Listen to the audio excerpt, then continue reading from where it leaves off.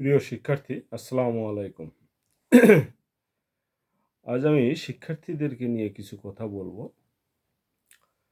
বর্তমান বাংলাদেশে বহু আগে থেকেই দেখা যাচ্ছে যে শিক্ষার্থীরা আ লেখাপড়ার পাশাপাশি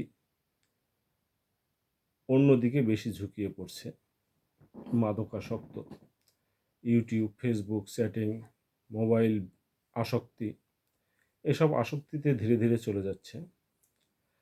তো এই বিষয়ে আসলে শিক্ষার্থীদের কি হওয়া উচিত, কি করা উচিত?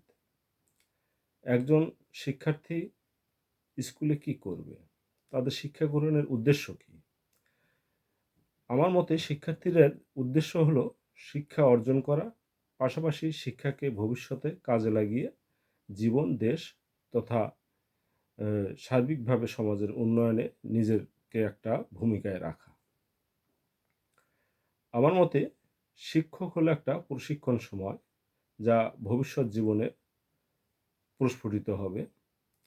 কিন্তু শিক্ষার্থীরা শিক্ষা প্রতিষ্ঠানে কিংবা সামাজিক জায়গায়, এমনকি তার পরিবারেও সুশিক্ষা থেকে বঞ্চিত হচ্ছে।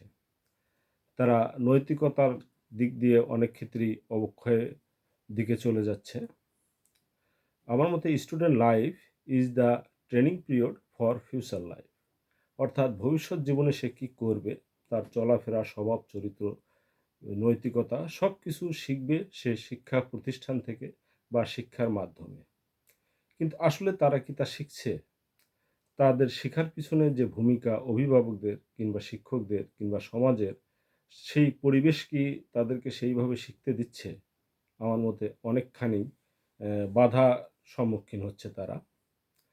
যেমন চলমান এসএসসি পরীক্ষা নিয়ে যদি বলি, তাহলে এই এসএসসি পরীক্ষায় শিক্ষার্থীরা কি খুঁজছে?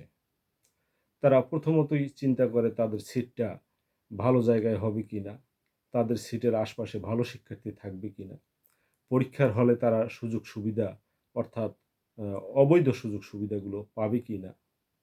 অথচ তাদের উচিত এমন ছিল যে তারা অন্যের দেখবে না, নকল করবে না, এমনকি নকল দিলেও তারা গ্রহণ করবে না। আমাদের দেশ শিক্ষক, শিক্ষার্থী, অভিভাবক সবাই চাই বিশ্বের উন্নত দেশগুলোর মতো যেন আমাদের দেশটাও হয়ে ওঠে। কিন্তু আসলে তার প্রতিবন্ধকতা কিন্তু আমরাই। বিশ্বের উন্নত লেখাপড়ার সিস্টেমে দেখা যায়, একটা স্টুডেন্ট যখন পরীক্ষার হলে পরীক্ষা দেয়, ঠিক টাইম শেষ হওয়ার সঙ্গে, সঙ্গে শিক্ষকদেরকে বলতে হয় না। তাদের কলমটা তারা থামিয়ে দেয়। অর্থাৎ টাইম শেষ, তারপরে যেটুকু লিখবে সেটা তার অবৈধ লেখা হবে, এইটাকে তারা রিসিভ করে না। অথচ বাংলাদেশে দেখা যাচ্ছে যে পরীক্ষার হলগুলোতে টিচাররা ঘন্টা দেওয়ার পরেও টানা হেঁচড়া করে খাতা নিতে হচ্ছে তাদেরকে। এমনকি শিক্ষকরাও অবৈধভাবে দেখা যাচ্ছে পরীক্ষার হলগুলোতে তারা শিক্ষার্থীদেরকে নানাভাবে সহযোগিতা করছে, শিখিয়ে দিচ্ছে, এমনকি লিখেও দিচ্ছে, এমনকি নকল সরবরাহ করছে। আবার অভিভাবকরাও দেখা যায় একজন শিক্ষার্থীর পিছনে তারা অনেক সময় ব্যয় করতেছে অবৈধ সুযোগ সুবিধা নেয়ার জন্য।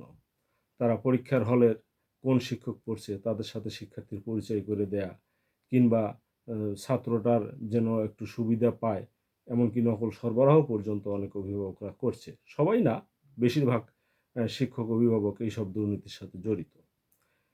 একটা শিক্ষার্থী কি ভালো দিক পাবে, সে মন্দ দিকগুলোই অভিভাবকের কাছ থেকে নিচ্ছে। এমনকি শিক্ষকের কাছেও পাচ্ছে। প্র্যাকটিক্যালে আমার মনে হয় না, খুব কম প্রতিষ্ঠানই আছে বা কম পরীক্ষা কেন্দ্রই আছে যে প্র্যাকটিক্যাল পরীক্ষায় টাকা দিতে হয় না। অনেক সময় শিক্ষার্থীরা অবশ্য বাধ্য হয়েই টাকা দেয়। কেননা টাকা না দিলে তো মার্ক পাওয়া যাবে না। তো শিক্ষকদেরকে আমি রিকোয়েস্ট করব, তারা এই অনৈতিক কাজ থেকে দূরে থাক। প্র্যাকটিক্যালি অন্তত যেন তারা টাকা পয়সা না নেক। এমনিতে নরমালি যে যা পায় সেটাই দেক। তো বুঝতে হবে এই ইনকামটা কিন্তু 100% অবৈধ। অবৈধ ইনকামে না গিয়ে শিক্ষকরা যদি সঠিক পথে থাকে, আমি সকল শিক্ষকের কথা বলছি না। এখানে কিছু শিক্ষক খুবই ভালো আছে, তবে তার পরিমাণ খুবই নগণ্য। তো শিক্ষার যে মূল পরিবেশ, এই পরিবেশটার জন্য মূলত দায়ী কারা? আমি অনেক শিক্ষা কর্মকর্তাদেরকেও দেখেছি, তারাও অনেক সময় একটা মোটা খামের আশায় দেখা যাচ্ছে যে পরীক্ষা কর্তৃপক্ষ যেমনভাবে চাচ্ছে তেমনভাবেই তারাও হয়তো সুযোগ সুবিধা দিচ্ছে। তবে এর মাঝেও ভালো অনেক অফিসার আছে, অনেক কর্মকর্তা আছে। তারা অরিজিনালি ভালো চায়, তাদেরকে সাধুবাদ জানাই। তো আমি এই পরীক্ষাগুলোতে বিশেষ করে শিক্ষক, শিক্ষক কর্মকর্তা যারা, তারা যেন সঠিকভাবে পরীক্ষাগুলো নিজ দায়িত্বগুলো পালন করে, সঠিকভাবে পরীক্ষাগুলো নেয়। নকল থেকে যেন দূরে রাখার চেষ্টা করে। শিক্ষক যদি চায় তাহলেই কিন্তু একটা নকলমুক্ত পরিবেশ সৃষ্টি করতে পারে। আবার পাশাপাশি অভিভাবকরাও যদি মনে করে যে আমার ছেলেটা মেয়েটা সে একজন নৈতিকতার সহিত পাশ করুক, সে যতটুকু শিখেছে ততটুকুই সে সার্টিফিকেট অর্জন করুক, যদি এইটা চায়, আবার শিক্ষার্থীরাও যদি চায় যে আমি কোনো ২ নম্বরি করব না, ১ নাম্বার ওয়েতে আমি ভালো রেজাল্ট করব, তাহলেই কিন্তু একজন শিক্ষার্থী ভবিষ্যতে একটা আদর্শ নাগরিক হিসেবে গড়ে উঠতে পারে।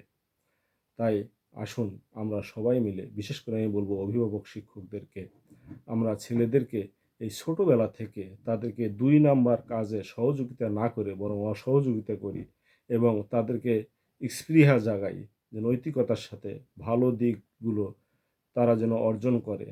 তাদেরকে আমরা সহযোগিতা করি ভালো হওয়ার জন্য। তো বেশিরভাগ, দুঃখজনক হলেও বেশিরভাগ শিক্ষক অভিভাবকই চায় ছাত্রটা অনৈতিকভাবেই ভালো রেজাল্ট করুক।